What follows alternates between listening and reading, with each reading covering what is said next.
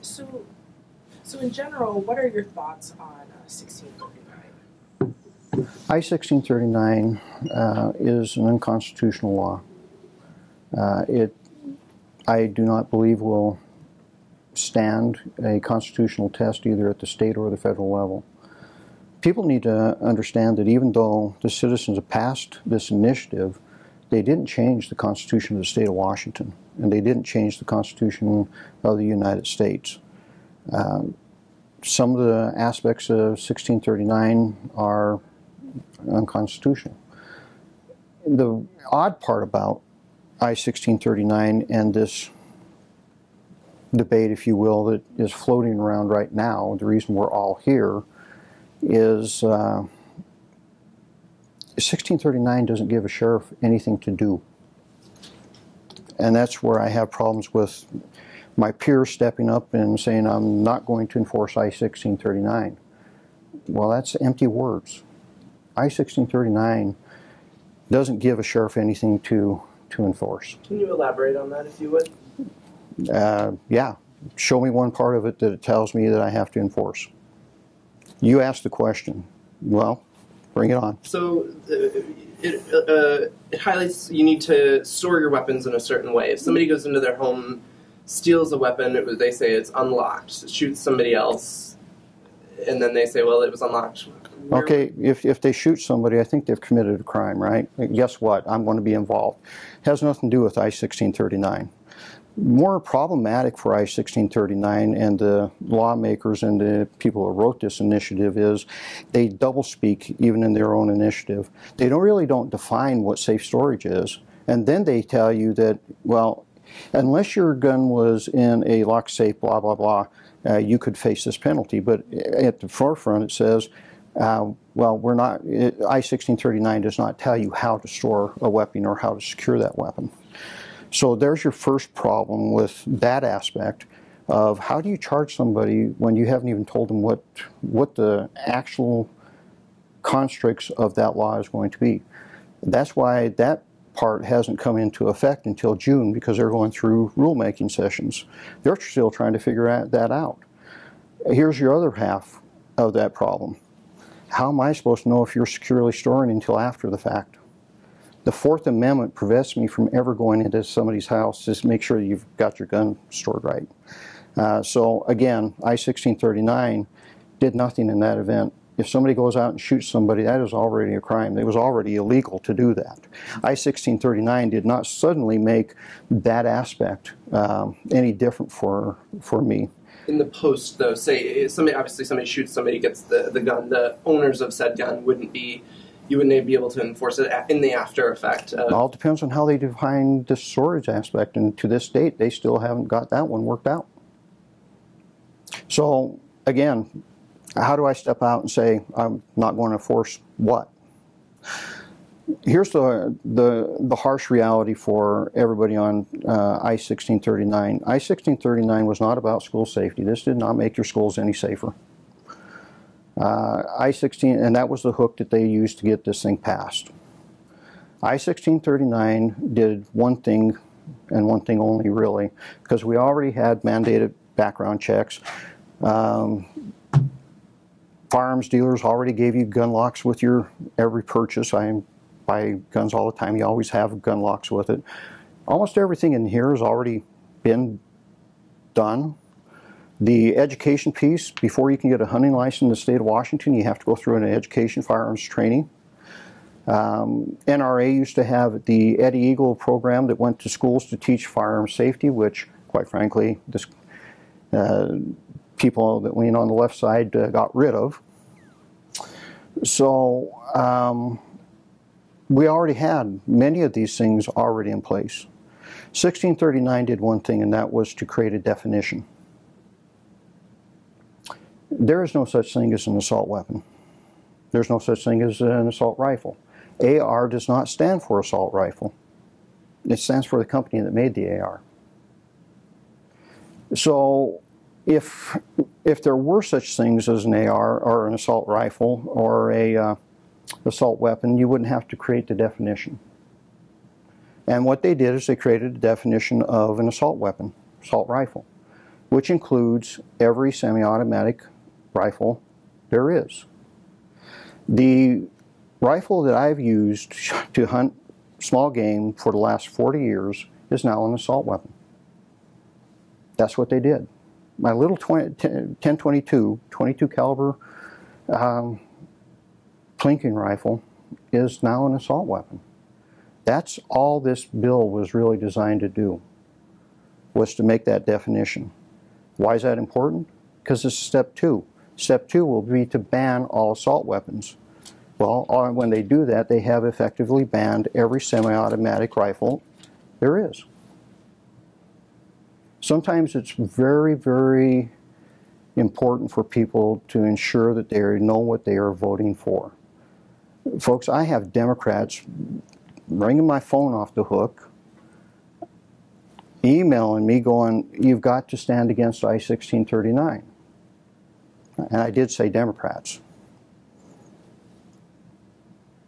Well, they need to maybe next time make sure you know what you're voting for before you vote.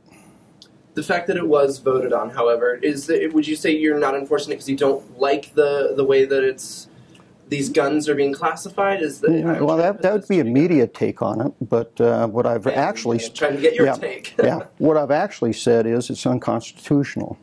Where did the definition of guns play into it on that front? The definition of guns, there's no such a thing, for one. And the unconstitutional part is Heller versus D.C. It's a state or a United States Supreme Court that actually said that people of this country have a right to protect themselves, and Washington, D.C.'s gun laws were draconian and were unconstitutional. This one falls right in that category. So it will fail on Heller. Until it does, though, you're just not going to enforce it. I guess Let me rephrase that for you one more time. Sure. There's nothing in 1639 for a sheriff to enforce. You in the media don't seem to quite grasp that fact. It may be good for you to read the voter's guide, because it will tell you what this is all about. Nowhere in here, except for way down here, does it mention a sheriff or a chief. And all that is about is to make sure that there's a way for us to make sure that people that shouldn't have guns don't get guns. We already do that. We have background checks. We have concealed weapon permits. It was already illegal for a felon not to own weapons. So that is the only part of 1639 that even mentions that I have anything to do with. I have contacted the lawyers that are challenging 1639 in court. I have volunteered to join that lawsuit. They are appreciative of that fact, but they said, "But Sheriff, we really don't see where they've asked you to do anything." So the day that they do, then I'll be added to that lawsuit. Until then, there's nothing for a sheriff to do. So make sure that we're communicating back and forth. Me putting out a letter saying that I'm not going to enforce something is empty words. There's nothing to enforce. Plus, this is an unconstitutional law, so how do you enforce it? Multiple sheriffs have said they won't enforce this. I know. Empty words. Should it be up to law enforcement whether or not they enforce something like this? Let me ask you this question, because it seems like we as a nation are heading down a very slippery slope. Congress enacted laws involving immigration, did they not? Do we not have mayors, police chiefs, city councils, governors that have said they will not enforce those laws? Do we not have people in Congresses that aren't enforcing their own laws? Yes, we do. This is a slippery slope. You created that law. It has stood a constitutional challenge. Therefore, it is law. In my opinion, any congressperson, Speaker Pelosi, needs to do one of two things: either enforce their laws, and if they don't, be held in contempt of Congress or arrested for obstruction of justice, or change the law. If you don't like it, change it. If you start picking and choosing laws, this could be very bad for this nation, because that's how tyrants are created. This law, there's nothing for me to enforce, so I'm not too concerned about it. This law is unconstitutional, so I'm not too concerned about it. And it is being challenged in court. So again, for me to sit up here and go, I'm not going to enforce 1639 is just an empty statement, because there's nothing for me to enforce. Why do you think so many sheriffs have come out? I can tell you why. There's a group running around putting pressure on sheriffs to do so. I refuse to cave into such bully tactics. I respect my office a little bit more than that. I respect the citizens a little bit more than that.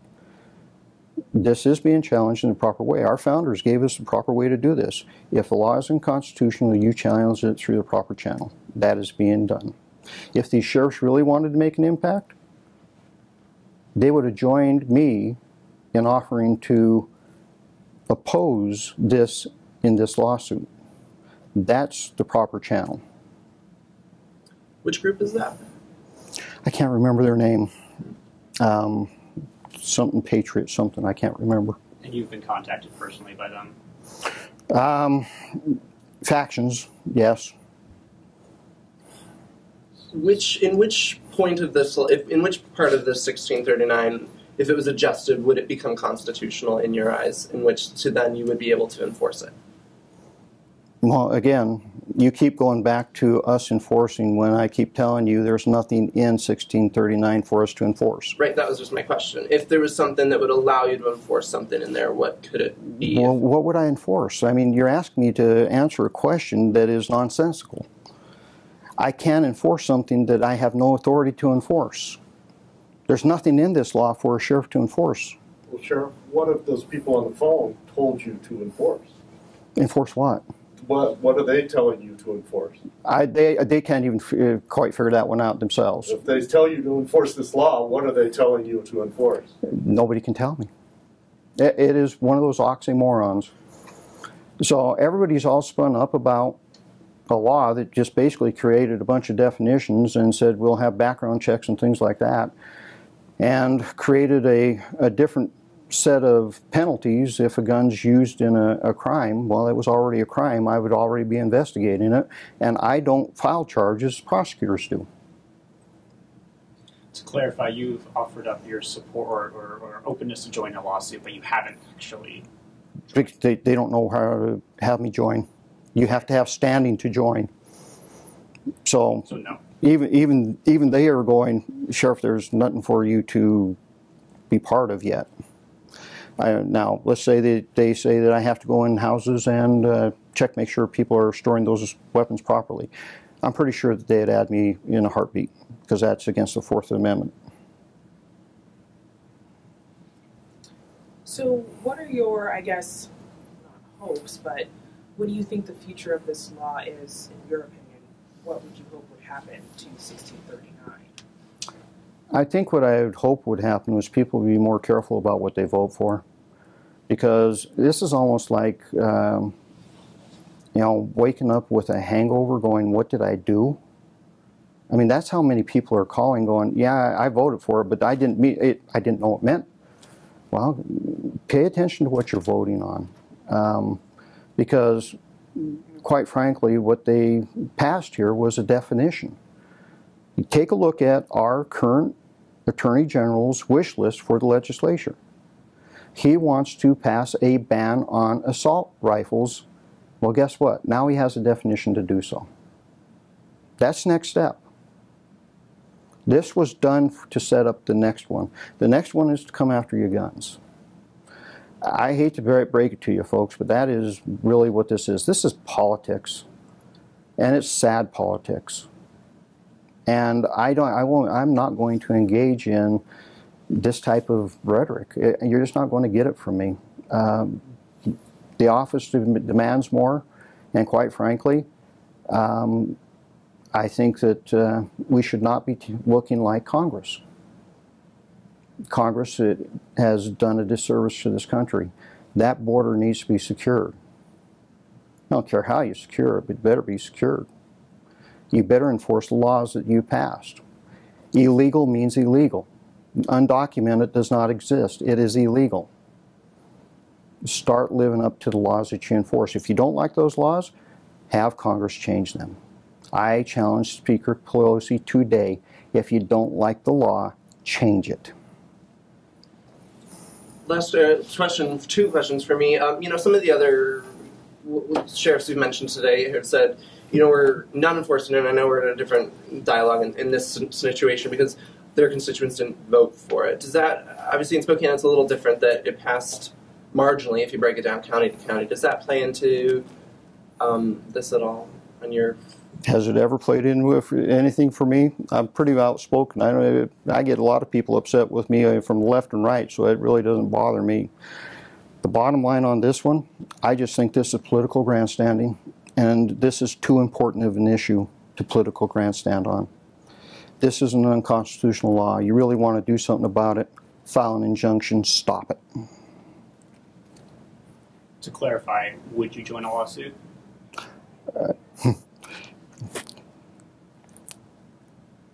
I'm trying, and the reason I'm pausing is not to contemplate my words. Well, I guess it is because I don't know how many different ways I can say this. The day they give me an avenue, I will join that lawsuit. I have already tried to join the lawsuit, but they're like, Sheriff, you don't enforce any of this.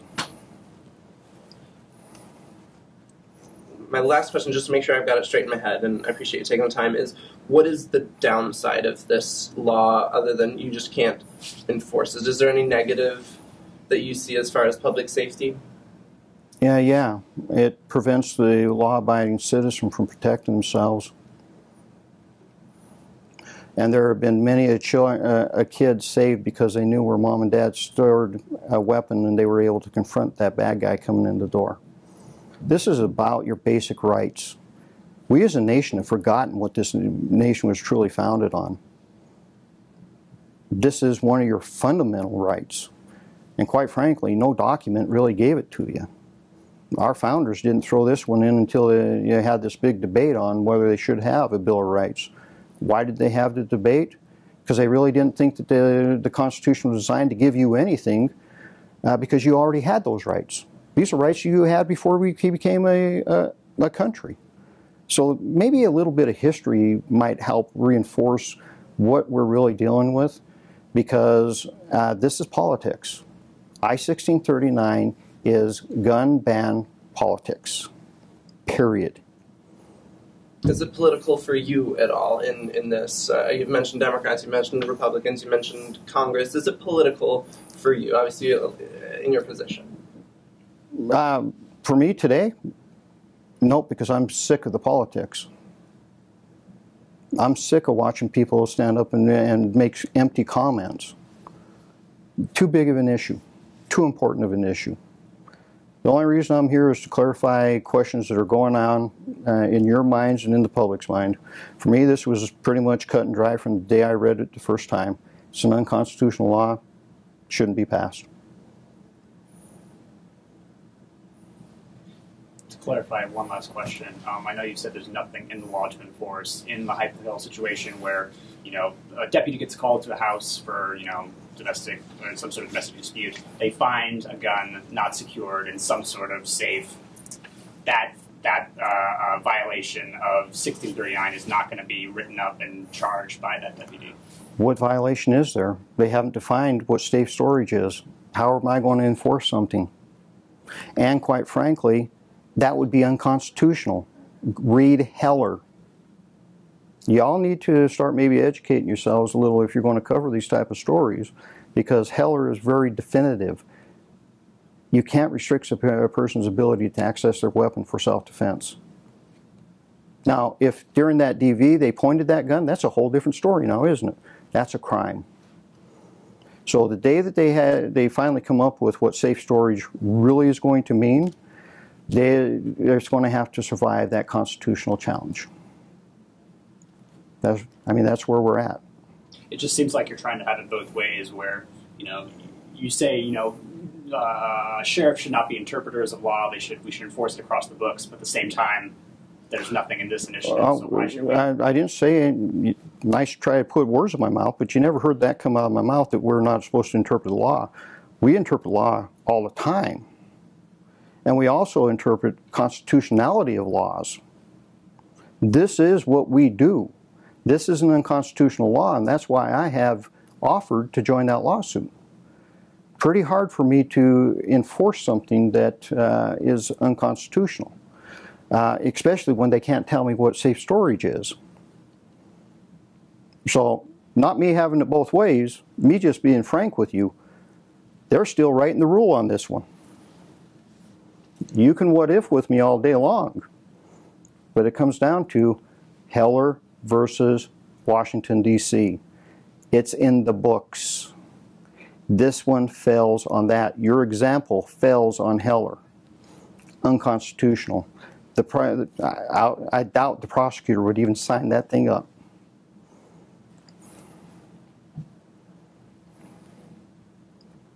What about the fine people in New York and other states where gun restrictions are much more strict? How did they get to that point? And what do those sheriffs do? I think they enforce their state laws. It will be interesting, though, because if you remember, there was a story about a week ago. The Supreme Court just took on New York's gun laws. We'll see how it comes out. We all took an oath, folks. Uphold the Constitution of the United States and the laws thereof. Uphold the Constitution of the State of Washington and the laws thereof. This law violates both the Constitution of the United States and the State of Washington. Read the State of Washington's Constitution. It is very, very definitive. You do not mess with the people of this state's ability to own weapons or use them. Just to clarify your thinking, why do you think the other sheriffs noting that they're not going to enforce the law is grandstanding, and how is that going to result in a slippery slope of, enforcing laws piecemeal? Okay, that's a circular question, but I'll try to follow you on it. It's grandstanding because they have no stake in this one. I don't enforce anything in here. They don't enforce anything in here. It's an empty statement to say I'm not going to enforce 1639. There's nothing for me to enforce. To do so is just nonsensical. All right? So if there was something in here for me to enforce, and I made the statement that I wasn't going to enforce it, then there would be a story, but there's nothing in here for me to enforce.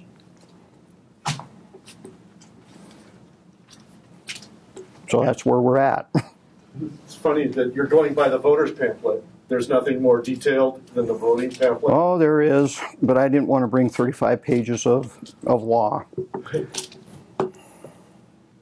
I just brought the bullet points.